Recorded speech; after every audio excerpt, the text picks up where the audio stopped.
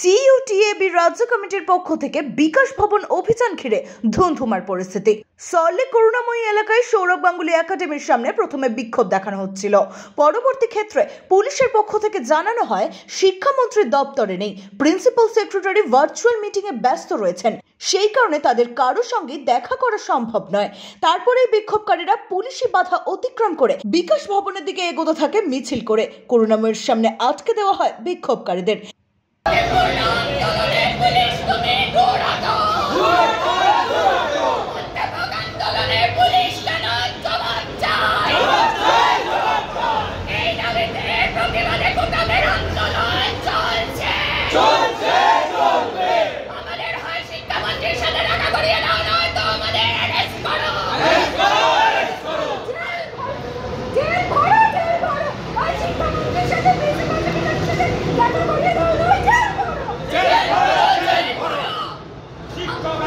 Bureau report, expose वार्ता।